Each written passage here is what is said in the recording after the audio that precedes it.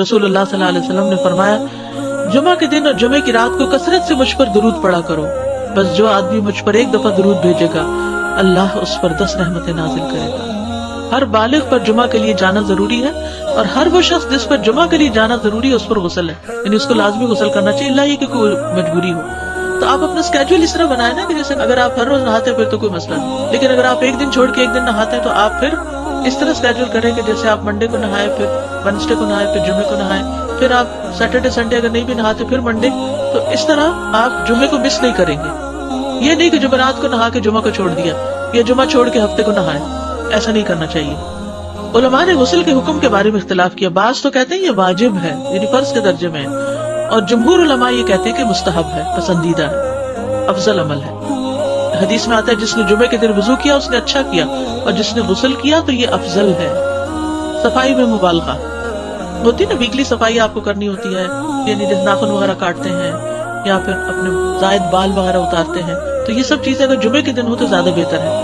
نبی صلی اللہ علیہ وسلم نے فرمایا جو شخص جمعے کے دن اچھی طرح غسل کرے، اچھی طرح سنوار کر وضو کرے، اپنے بہترین لباس میں سے پہنے، یعنی جمعے کے دن باقی دنوں کی نسبت اچھا لباس پہنے، اللہ نے اس کی قسمت میں گھر والوں کی جو خوشبو لکھی ہو وہ لگا لے، یعنی گھر میں جو بھی خوشبو ہے، پھر جمعہ پڑھنے آئے تو لغو کام نہ کرے، 2 آدمیوں کے درمیان جدائی نہ کرے، یعنی 2 لوگ بیٹھے ان کے بیچ میں گھس کے بیٹھ جائے۔ اس جمعے اور دوسرے جمعے کے درمیان کے پورے ہفتے کے گناہ معاف کر دیے جاتے ہیں۔ پھر مسواک کرنا، جمعے کی سنتیں بتاتے ہوئے آپ نے فرمایا اور تم پر مسواک کرنا لازم ہے۔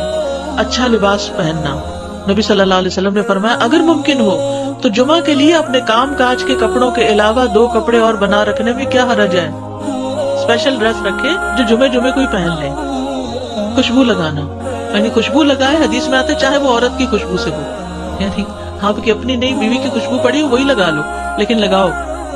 عمر بن دینار کہتے ہیں انہوں نے جابر رضی اللہ عنہ کو کہتے ہوئے سنا کہ ایک شخص جمعہ کے دن مسجد میں داخل ہوا اس حال میں کہ نبی صلی اللہ علیہ وسلم خطبہ دے رہے تھے، تو آپ نے فرمایا کیا تم نے نماز پڑھی؟ اس نے کہا نہیں، تو آپ نے فرمایا کھڑے ہو 2 رکعتیں پڑھو۔ اب یہ بڑا اہم مسئلہ ہے، مسجد میں داخل ہو چاہے خطبہ ہو رہا ہو 2 رکعت پڑھے بغیر نہ بیٹھو، ٹھیک ہے؟ اور یہ کیا ہے؟ دراصل تحیۃ المسجد، یہ جمعے کی سنتیں نہیں ہیں، یہ کیا ہے؟ تحیۃ المسجد ہے، اور مختصر پڑھی جائیں، یعنی امام جب خطبہ دے رہا ہو تو چاہیے کہ 2 رکعتیں پڑھے اور دونوں میں اختصار کرے۔ نماز سے قبل ہلکا بنانے کی ممانعت، مثلا آپ جلدی چلے گئے تو یہ نہیں کہ ایک گروپ بنا کے آپس میں گپ شپ شروع کر دیں، نہیں، سیدھے ہی لائنوں میں بیٹھیے۔ انتظار کا وقت کیسے گزاریں گے؟ نفل پڑھ کے بیٹھ گئے، ذکر اذکار کریں، قبلے کی طرف رخ کر کے لائنوں میں بیٹھیں، ہلکا نہیں بنائیں، بیٹھ کے خرید و فروخت نہیں کریں، تاخیر سے آنے پہ گردنیں پھلان کے نہ آگے جائیں۔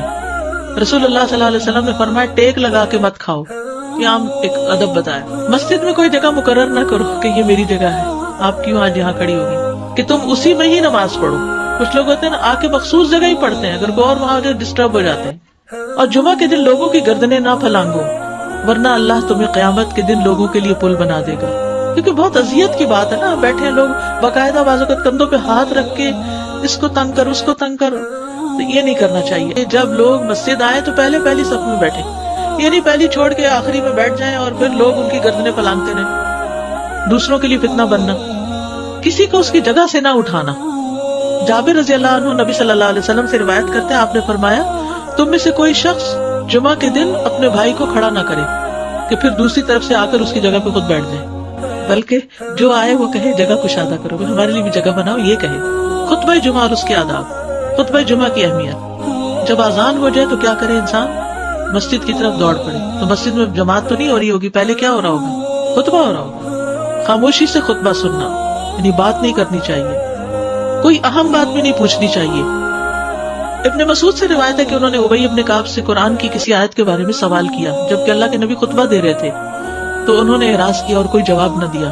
پھر جب آپ نے نماز پڑھائی تو ابی کہنے لگے تمہارا جمعہ ہی نہیں ہوا۔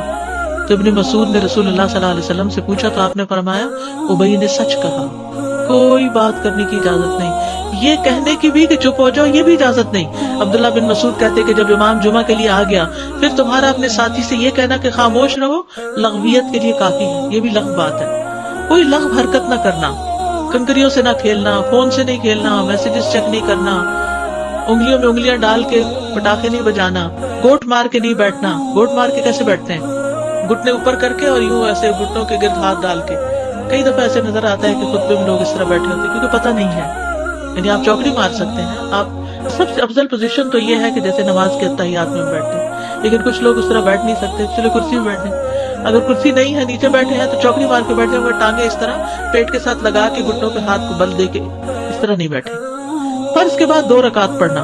عبداللہ بن عمر سے روایت ہے، انہوں نے رسول اللہ صلی اللہ علیہ وسلم کی نفل نماز کو بیان کیا اور کہا کہ آپ جمعے کے بعد کوئی نفل نماز نہیں پڑھتے تھے حتیٰ کہ واپس تشریف لے جاتے، پھر اپنے گھر میں 2 رکعت پڑھتے تھے.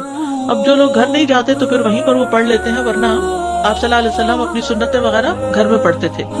اور اسی طرح 4 بھی پڑھی جا سکتی، 2 بھی ہیں 4 بھی ہیں. آپ صلی اللہ علیہ وسلم نے فرمایا جب تم میں سے کوئی جمعہ پڑھ چکے تو اس کے بعد 4 رکعتیں پڑھے، یہ آپ کا حکم ہے. تو جب آپ کا 2 چیزیں ہوتی ہیں سمجھنے کے لیے، ایک آپ کا فعل ہوتا ہے اور ایک آپ کا حکم ہوتا ہے، تو ہمارے لیے کیا ہے جو آپ کا حکم ہو. جمعے کے دن قبولیت کی گھڑی ہوتی ہے، اس وقت اللہ سے بھلائی مانگنی چاہیے.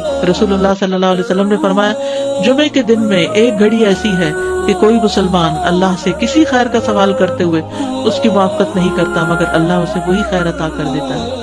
فرمایا یہ ایک چھوٹی سی گھڑی ہے، تھوڑی دیر کے لیے ہوتی ہے اور یہ ہر جمعے کو ہوتی ہے.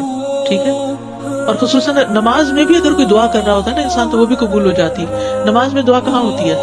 شروع میں ہوتی ہے، رکوع میں ہوتی ہے، سجدے میں ہوتی ہے، تشہد میں ہوتی ہے. تو اگر یعنی جمعہ پڑھ رہے ہیں اور بیچ میں دعائیں آ گئی ہیں تو ہو سکتا ہے وہی گھڑی آ گئی ہو اور آپ کی دعا قبول ہو جائے. عصر کے بعد سے مغرب تک کا وقت ہے.